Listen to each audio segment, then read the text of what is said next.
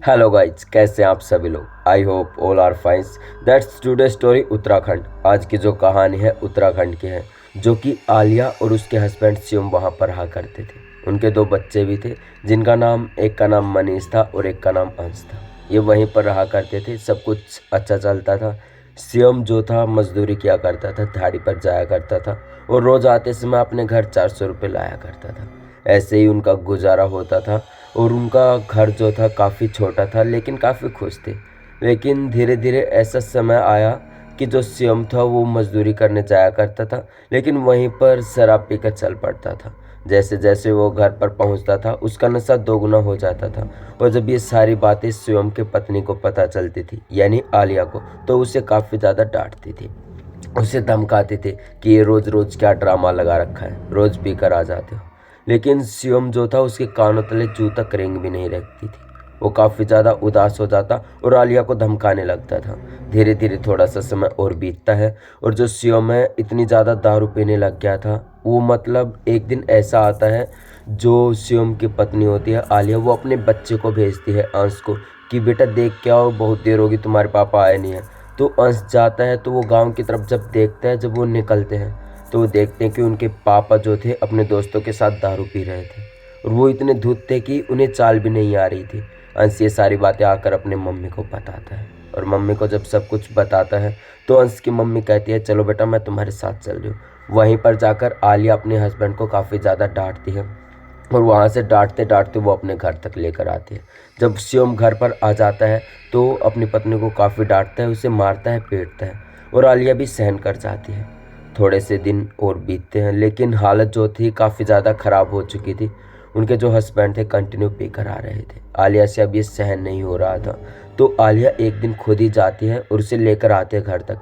जब विवाद कुछ ज़्यादा बढ़ चुका था तो शिवम जो था आलिया के ऊपर हाथ उठा देता है और पता नहीं कैसे लगती है कि आलिया की वहीं पर डेथ हो जाती है। कोई ऐसे ही थप्पड़ मारता है, लेकिन जो आलिया है उसका सिर कहीं कठोर जगह पे टकरा जाता है, जिससे ब्लीडिंग होने लगती है और उसकी वहीं पर मौके पर मौत हो जाती है। ये सब कुछ अंश और मनीष बैठ रहे थे और मैं आप लोगों को बता दूं, अंश और जो मनीष थे वो सरकारी स्कूल में जाया करते थे। वहाँ पर जब अंश और मनीष काफ़ी छोटे थे, 8th और 9th क्लास में पढ़ते थे, एक ही क्लास का आगा पाछा था, लेकिन सब कुछ अच्छा था। लेकिन जो ये घटना हुई उसके बाद अंश ने और मनीष जो था उसने अपने पापा के साथ रहना छोड़ दिया था और वो आसपास जो कोई रिश्तेदार था वहाँ जाकर रहने लगे थे और अपनी पढ़ाई करने लगे थे। धीरे धीरे समय बीतता जा रहा था।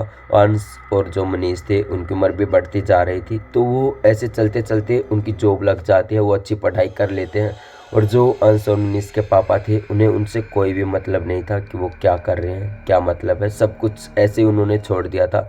और ऐसे ही थोड़ा सा समय और बीतता है। अंश जो था और जो मनीष थे वो बाहर रहने लगते हैं, दुबई और एक अमेरिका, क्योंकि उनकी जो उन्होंने पढ़ाई की थी उनकी अच्छी सेटलमेंट हो गई थी। तो ऐसे ही अंश जो था उसने शादी कर ली थी। अंश की जो पत्नी थी उसका नाम प्रियंका था, जो वहीं की रहने वाली थी, दुबई की, और वहाँ पर सब कुछ अच्छा था। तो ऐसे ही समय बीतता है तो एक दिन अंश के दिमाग में आता है कि जो हमने गांव में घर छोड़ा था उसे हम बेच देते हैं और हमारे पास कुछ पैसे भी आ जाएंगे, जिसके बाद हम यहाँ पर आकर रह लेंगे और सब कुछ मतलब जो है हमारा सेटलमेंट सही हो जाएगा। किसी से घर के लिए उधार नहीं मांगनी पड़ेगी, हमारा घर इतने पैसों से शायद बन जाएगा। तो अंश ये सोचता है और अंश अपनी सारी बातें अपने बड़े भाई मनीष को भी बताता है। मनीष भी कहता है कि भाई ठीक कह रहा है, तो चलना चाहिए घर और घर को बेच देना चाहिए। वो वैसे भी वहाँ पर पड़ा पड़ा काफ़ी खंडर हो चुका है, क्योंकि वो जो घर था वहाँ पर 8 से 10 साल बीत चुके थे। अंश और मनीष बाहर रहने लगे थे। ऐसे ही फिर वो अगले 15 दिन की छुट्टी लेते हैं अपने ऑफिस से दोनों और कहते हैं कि हमें कोई ज़रूरी काम है, घर जाना है। तो जो स्टाफ के ऑफिस थे उन्होंने छुट्टी दे देते हैं और वो वापस घर आ जाते हैं। और अंश और जो मनीष थे अब पूरी प्लानिंग के साथ आए थे कि अब हमें इस घर को बेचना ही होगा, चाहे कुछ भी हो जाओ। तो 15 दिन के बाद वो वहाँ पर रहे 15 दिन। तो जो अंश की पत्नी थी वो भी वहीं पर आ गई थी, जिसका नाम प्रियंका था। और प्रियंका से पूछा भी प्रियंका ने कि तुमने ये पहले क्यों नहीं बताया इस घर के बारे में। जो अंश और मनीष थे वो सब कुछ छुपा रखे थे, उन्होंने कुछ भी प्रियंका को नहीं बताया था कि ऐसा सब कुछ यहाँ पर हुआ है, लेकिन जो वहाँ पर हुआ था वो हकीकत में बहुत ही बुरा हुआ था। तो ऐसे ही जब वो 15 दिन वहाँ पर बिताने गए, तो वो जो घर की दशा थी बिल्कुल खंडर हो चुकी थी। चारों तरफ रेत ही रेत था, यानी मिट्टी मिट्टी धूल धूल जमी हुई थी। लेकिन जो अंश की मम्मी की जहाँ पर वो फ़ोटो लगी हुई थी, वहाँ पर कोई भी धूल का एक कण भी नहीं था, बिल्कुल साफ़ थी। और जब वो वहाँ पर पहुँचे तो उन्होंने एक जो कमरा था उसकी सफाई की, फिर दूसरे की। एक में अजय वो रुका मनीष और एक में अंश और उसकी पत्नी। तो ऐसे ही जब रात का समय हुआ, प्रियंका को अचानक आँख खुली और उसे एक अजीब सा साया दिखा, जो कि एक काली सी परछाई थी। तो जब वो प्रियंका को दिखा तो वो काफ़ी थोड़ी-सी घुसपैठ सी हुई कि ये क्या है? तो प्रियंका जब खड़ी हुई तो उसने देखा तो वो साया जो था गायब हो गया था। फिर प्रियंका वापस सो जाती है और ये जो सारी बातें थी वो अंश को बताती है कि ऐसे-ऐसे रात को हुआ था। तो अंश कहता है कुछ नहीं, ऐसा ही वो दिख गया होगा, छोड़ो इस बात को। एक ऐसे करके एक दिन बीत जाता है, लेकिन उन्हें कोई क्लाइंट नहीं मिला कि जो इस घर को खरीद ले।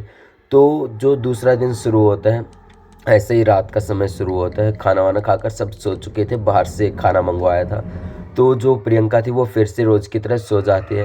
लेकिन अब प्रियंका को जो साया दिखता है रात के समय, करीबन 10:30 का समय था, और वो जो साया था उसे साफ-साफ दिख रहा था।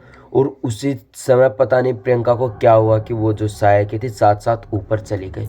जब वो ऊपर गई तो साये से पता नहीं क्या हुआ, कुछ नहीं पता। अंश और जब मनीष उठते हैं तो उन्हें देखते हैं कि कमरे में प्रियंका नहीं थी। ये देखकर वो काफ़ी ज़्यादा डर जाते हैं कि इतनी रात को कहाँ चली गई, और कुछ समय भी ज़्यादा हो चुका है, अब भी दिखाई नहीं दे रही। तो वो जैसे-तैसे अपने घर के बाहर देखते हैं, लेकिन उन्हें कुछ दिखाई नहीं पड़ता। तभी जो अंश था उसकी नज़र अपने घर की छत पर पड़ती है। जैसे ही वो घर की छत पर देखता है, वहाँ पर उसकी पत्नी थी प्रियंका। वो वहाँ पर देखता है और तुरंत ऊपर जाता है। जैसे ही ऊपर जाता है वो प्रियंका से बातें करता है और नीचे आ जाता है।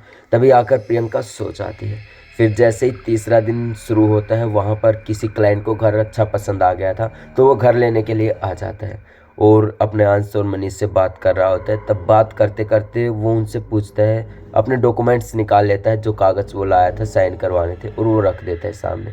और तभी अंश जो था अपनी पत्नी को चाय के लिए कहता है। तब वो चाय लेकर आती है और वो जो पता नहीं क्या होता है, जो चाय थी वो सारी कागज़ों के ऊपर गिर जाती है। ये सब देखकर अंश काफ़ी ज़्यादा डांटता है अपनी पत्नी को। पहले तो कुछ नहीं कहता जब तक वो क्लाइंट था, लेकिन जैसे ही क्लाइंट के जाने के बाद अपनी पत्नी को बहुत ही ज़्यादा डांटता है, उसे धमकाता है। जिसके बाद जो प्रियंका थी काफ़ी गुस्सा हो जाती है, नाराज़ हो जाती है और चुपचाप अपने कमरे में जाकर सो जाती है।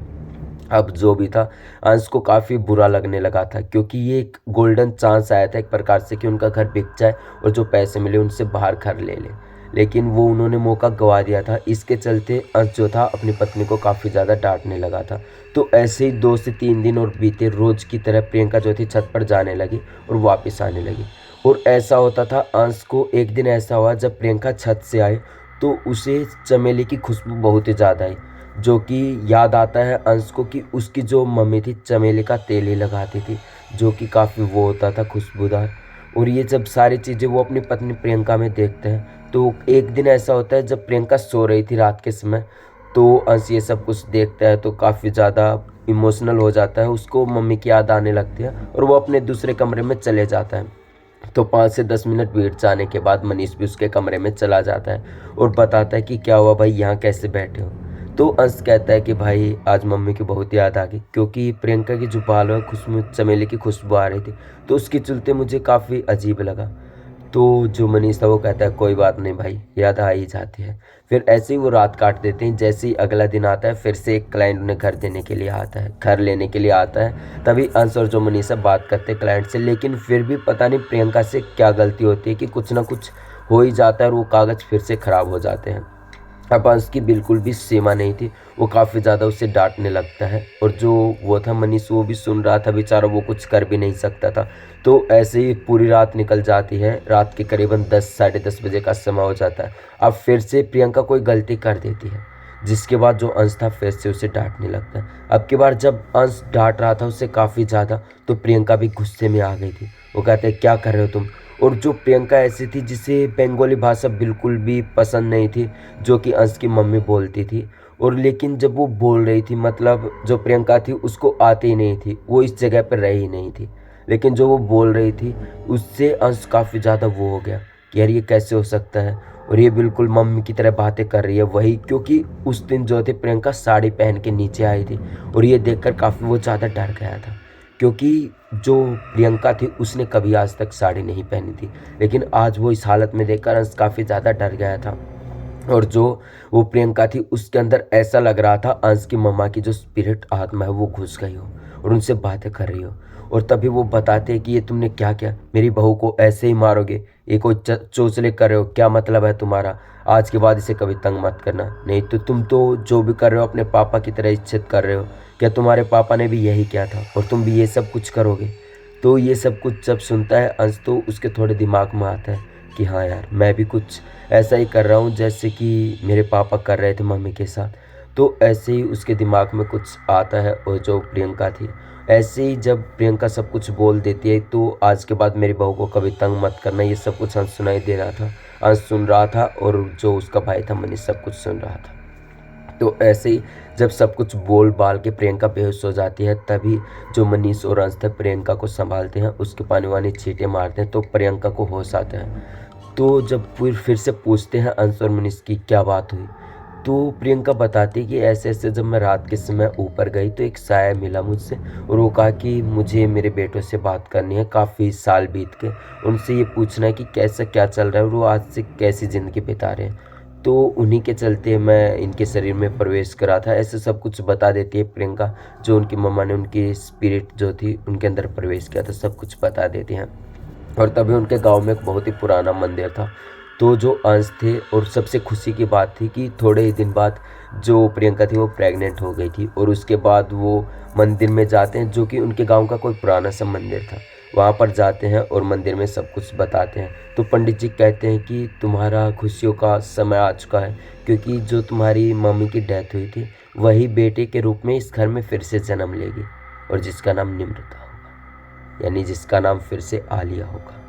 ये सब कुछ सुना तो अंश और मनीष काफ़ी ज़्यादा खुश हो गए, क्योंकि घर में उन्हीं की मम्मी का जन्म हुआ था दोबारा से।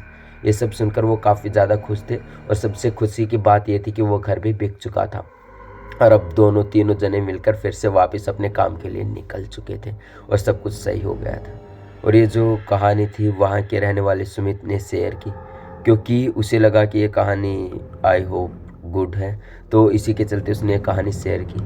तो कमेंट बॉक्स में ज़रूर बताएं कि आपको ये कहानी कैसी लगी और ऐसी कहानियाँ सुनने के लिए चैनल को सब्सक्राइब करें। तब तक के लिए जय हिंद। कल फिर से मिलेंगे एक और खौफनाक कहानी लेकर।